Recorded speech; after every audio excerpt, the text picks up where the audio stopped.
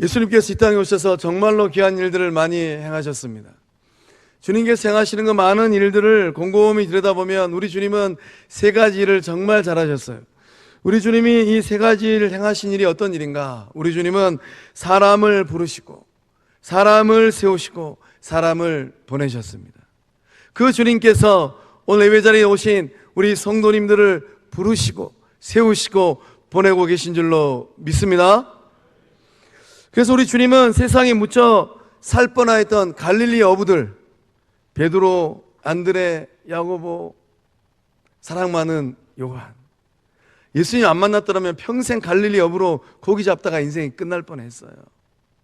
또 세리마테, 정말로 돈의 인생을 걸었던 삭개오, 또 정말로 세상에 향락 따라가다가 인생이 끝날 뻔했던 가늠하다 잡힌 여인들, 또 귀신 들려서 이러지도 못하고 저러지도 못하였던 영혼들, 갈 바를 알지 못하여서 유리방황하였던 수많은 무리들, 우리 주님께서 그들을 다 부르셨어요.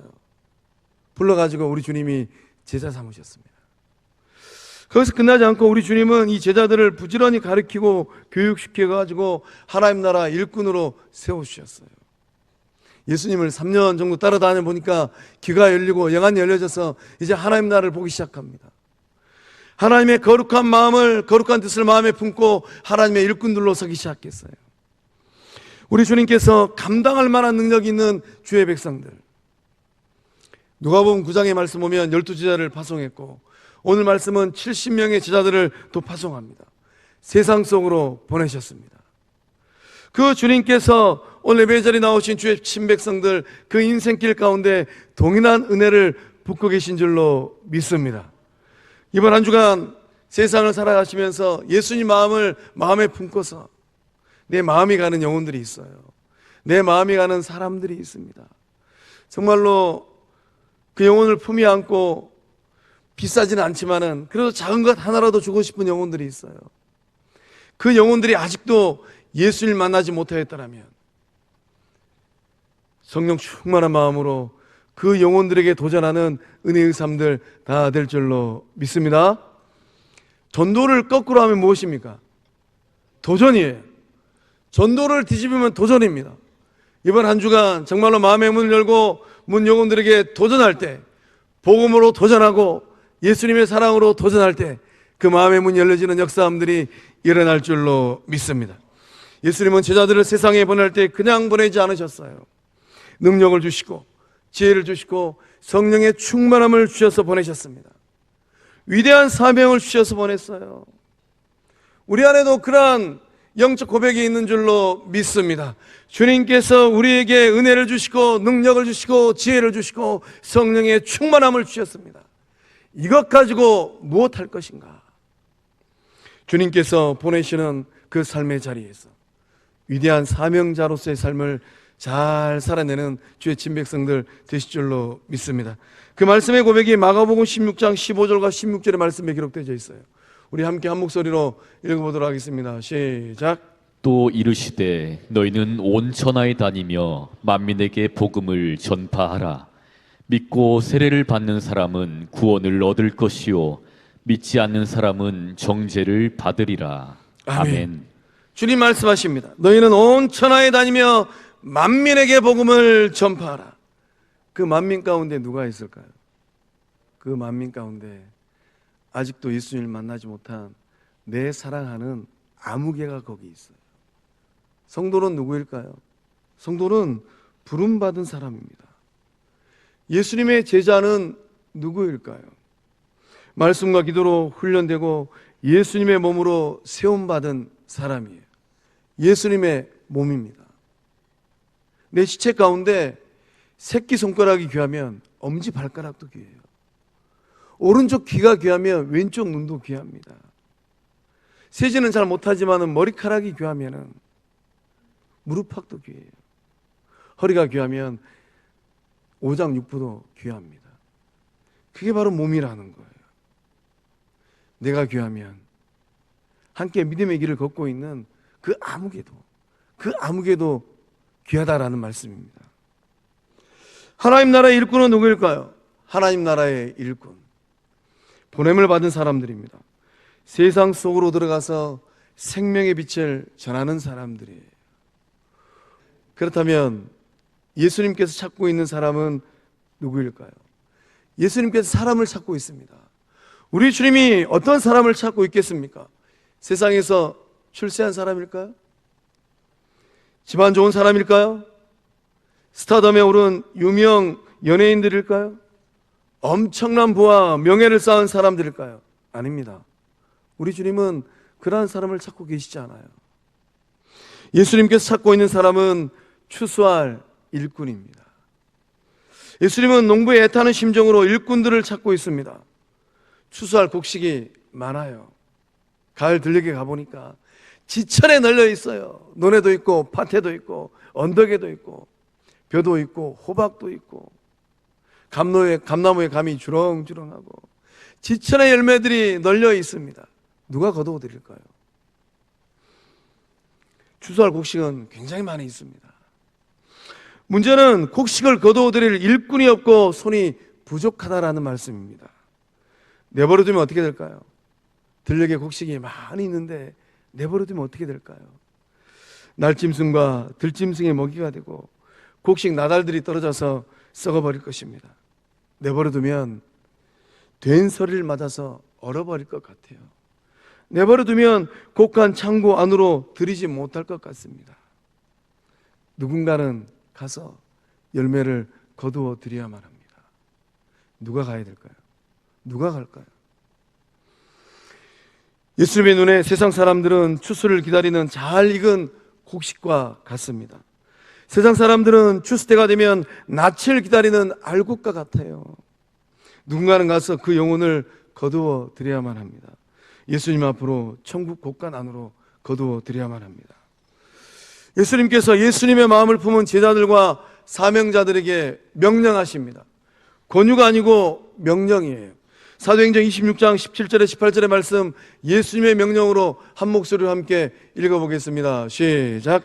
이스라엘과 이방인들에게서 내가 너를 구원하여 그들에게 보내어 그 눈을 뜨게 하여 어둠에서 빛으로 사탄의 권세에서 하나님께로 돌아오게 하고 죄의 사함과 나를 믿어 거룩하게 된 무리 가운데서 기업을 얻게 하리라. 아멘. 아멘. 정말로 놀라운 말씀입니다. 이스라엘과 이방인들에게서 내가 너를 구원했답니다. 우리 주님께서 저와 여러분을 어떻게 구원하였던가요? 세상에는 수많은 사람들 가운데서 저와 여러분을 구원하여 내신 줄로 믿습니다. 그 구원하는 걸로 끝나는 것이 아니라 그들에게 보내신다고 말씀하세요. 그들에게 보내어 그 눈을 뜨게 하여 어둠에서 빛으로 사탄의 권세에서 하나님께로 돌아오게 하고 죄 사함과 나를 믿어 거룩하게 된 무리 가운데서 기업을 얻게 하리라. 이 말씀을 곱씹어보고 또 곱씹어보면 우리 주님이 지금 무슨 말씀을 하고 있습니까? 어둠 가운데 있는 영혼들, 사탄의 권세에 매여 있는 영혼들이 많다라는 거예요. 성가 들녘에 거두어들일 알곡이 지천에 널려 있는 것처럼 어둠 가운데 있고 사탄의 권세에 매여 있는 영혼들이 아주 많이 있다라는 말씀입니다. 추수할 것은 많이 있습니다. 문제는 무엇입니까? 문제는 일꾼이 없습니다. 문제는 일손이 택없이 부족합니다. 하나님 나라의 복음을 선포하는 일이 시급합니다. 세상 속으로 들어가고 관계 속으로 들어가서 예수님의 손이 되고 발이 될 하나님 나라의 일꾼이 부족하다라는 말씀입니다. 영혼의 목자 되시는 예수님의 안타까움이 본문의 말씀에 절절히 흐르고 있어요. 복음을 알지 못한 채 죽어가는 영혼들을 바라보시는 예수님의 안타까운 마음, 애타는 그 마음은 어제나 오늘이나 동일합니다. 2000년 전이나 지금이나 변함이 없어요. 예수님께서 찾고 있는 사람은 추수할 일꾼입니다. 예수님의 마음을 품고 천하보다 귀한 그 한 영혼을 건져내기 위하여서, 구원하기 위하여서 힘써 복음을 전할 그 사람을 찾고 계십니다. 예수님과 함께 하나님 나라의 일을 동력할 동역자를 찾고 계십니다. 주사를 일꾼을 찾고 계시는 예수님의 마음을 시원하게 만들어드리는 저와 여러분, 성광교회 될 수 있기를 주의 이름으로 축복합니다. 세상은 높고 할 일은 많이 있습니다. 문제는 일꾼이 없어요. 예수님께서 찾고 있는 그 한 사람, 영혼을 구원하고 하나님 나라의 지경을 확장하는 그 한 사람, 죄와 사망의 늪에 빠져서 허우적거리는 그 영혼, 살 길인지 죽을 길인지 알지 못하는 그 영혼, 천국으로 가는 것이 얼마나 복된 것인지 알지 못하는 그 영혼, 그 영혼을 마음에 품고 복음을 전하고 생명을 살려내는 그 한 사람 될 수 있기를 주의 이름으로 축복합니다. 전도는 무엇일까요? 전도는 희생입니다. 3절 말씀을 우리 함께 읽어보겠습니다. 시작. 갈지어다 내가 너희를 보냄이 어린 양을 이리 가운데로 보냄과 같도다. 아멘. 아멘. 예수님께서 70명의 제자를 둘씩 짝지어서 보냅니다. 예수님의 명령을 받고 둘씩 짝지어서 길을 떠나요. 길을 떠나는 그 제자들의 뒷모습을 바라보는 예수님의 애잔한 마음을 우리가 이 말씀 가운데 느끼게 됩니다.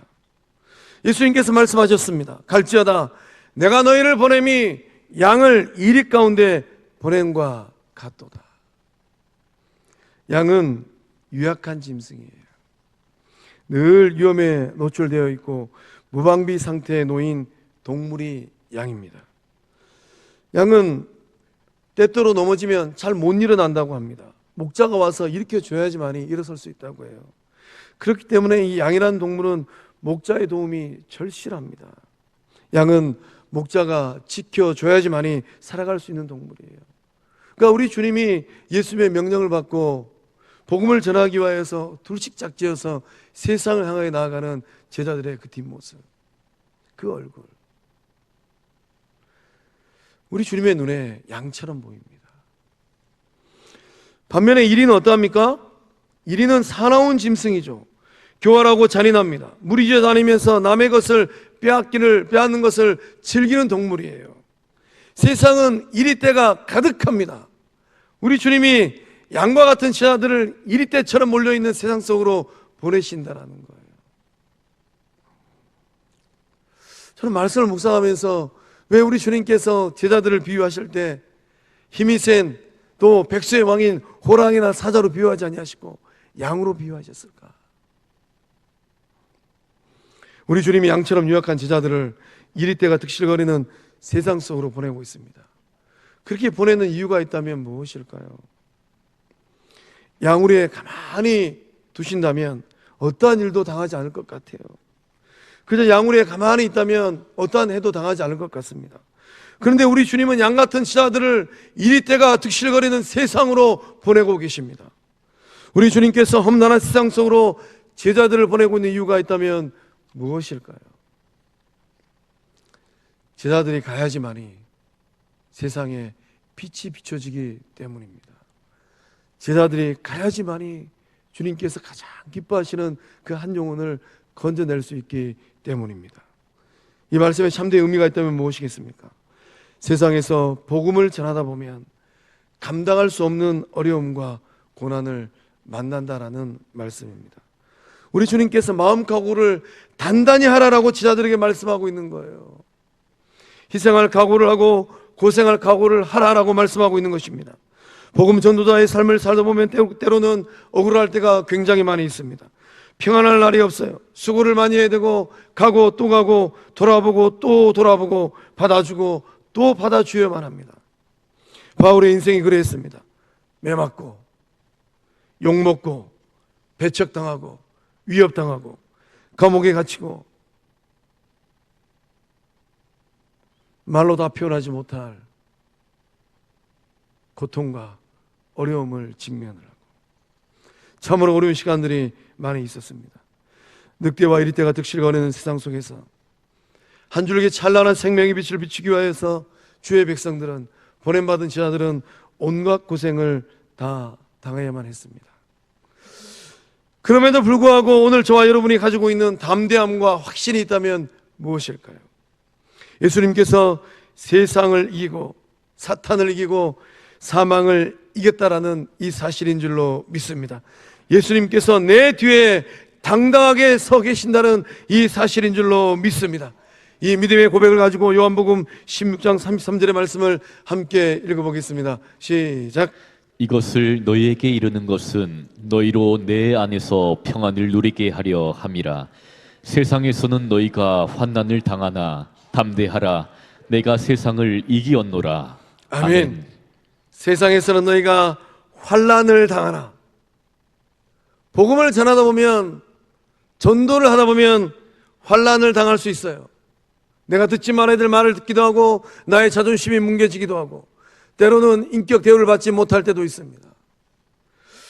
그러나 담대하라라고 주님 말씀하십니다.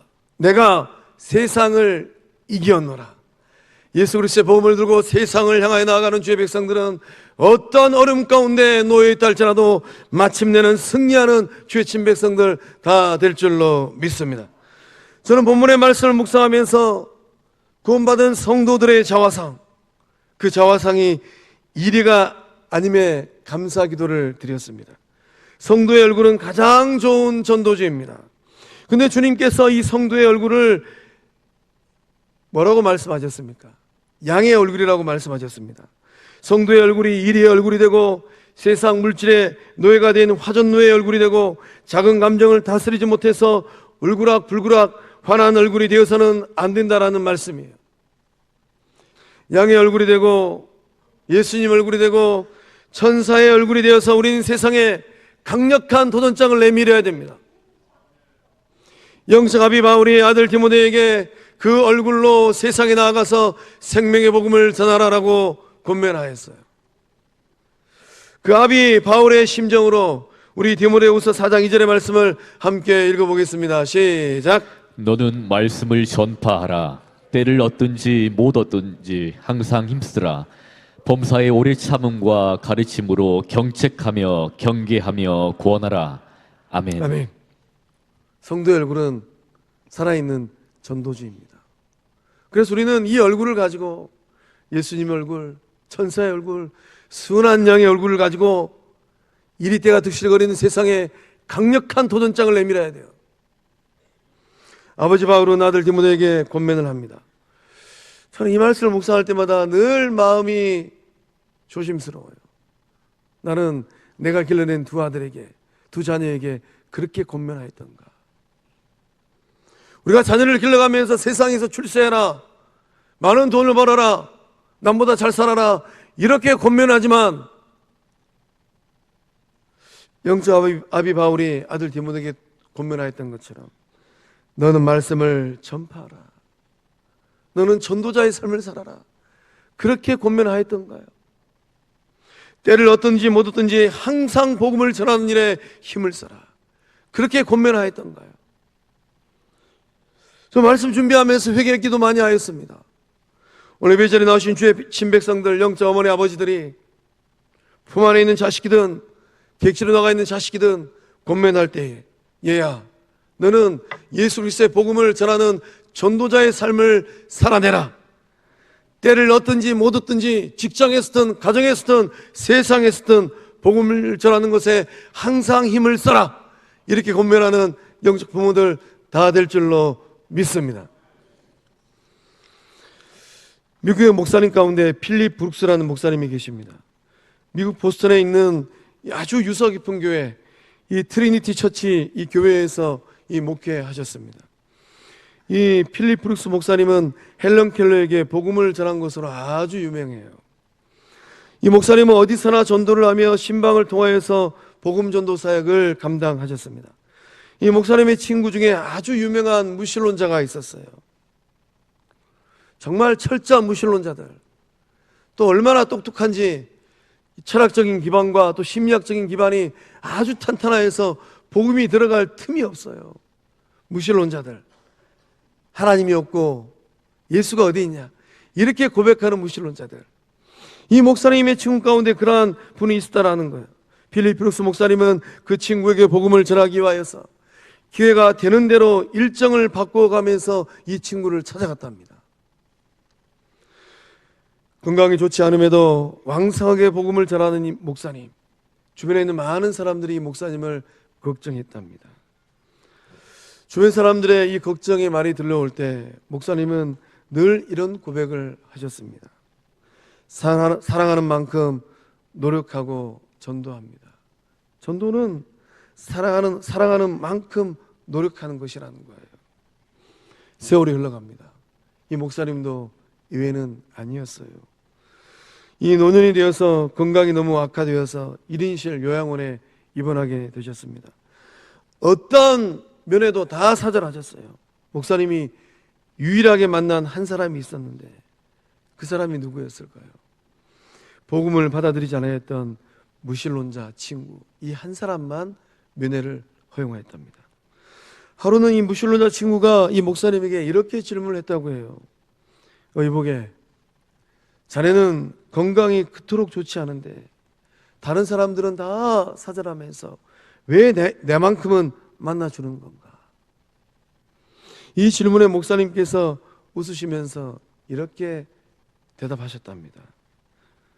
다른 사람들이야 천국에서 웃으며 다시 볼 수 있지만 자네하고는 여기서가 마지막일 수도 있으니 최대한 많이 만나야 되지 않겠는가? 이 목사님의 진솔한 이 고백에 감명을 받은 이 친구는 어떻게 되었을까요? 예수님을 구주로 영접하고 평생토록 노력한 이 목사님의 이 노력이 마침내는 영혼 구원의 결실을 거두어들인 그 열매가 되었다는 이 사실을 믿으시기를 바랍니다. 사랑하는 성광의 성도 여러분, 전도는 무엇일까요? 전도는 희생입니다. 예수님도 저와 여러분을 구원하기 위해서 그 몸을 십자가에 희생하셨잖아요. 그렇다면 나에게 흐르고 있는 시간이 있고 넉넉한 물질이 있고 또 고운 마음씨가 있다면 시간도 희생도 물질도 마음도 희생하여서 그 사랑을 흘러보내는 주의 친백성들 다 되실 줄로 믿습니다. 전도는 거룩한 낭비입니다. 아낌없이 나누고 베푸는 것이 전도입니다. 전도는 거룩한 도전이에요. 입을 다물고 있으면 그 영혼들의 마음 가운데 복음의 빛이 전하여질 수가 없습니다. 전도는 사랑하는 만큼 노력하는 것입니다. 시간이 더 늦기 전에 사랑하는 그 영혼들이 있다면 힘써 노력할 때 구원의 문이 활짝 열릴 줄로 믿습니다. 예수님의 그 사랑으로 영혼들에게 도전장을 내밀 때에 한 영혼이 구원함에 이르는 구원의 역사함이 일어날 줄로 믿습니다. 기도하시겠습니다.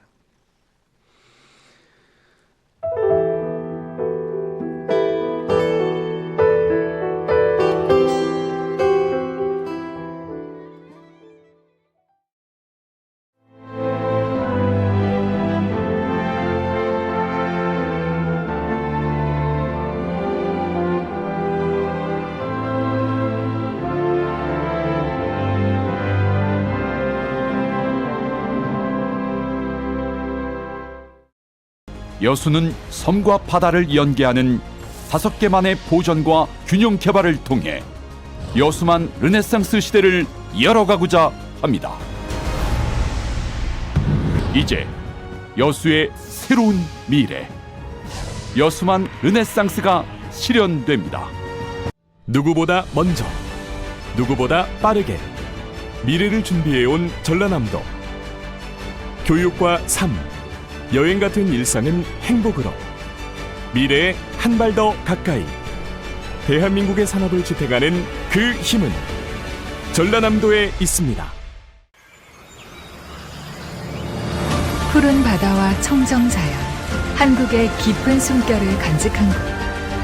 맛과 멋이 어우러진 전 세계인들의 축제의 장. 전라남도가 여러분을 기다립니다. 명품 관광도시 전남으로 오세요.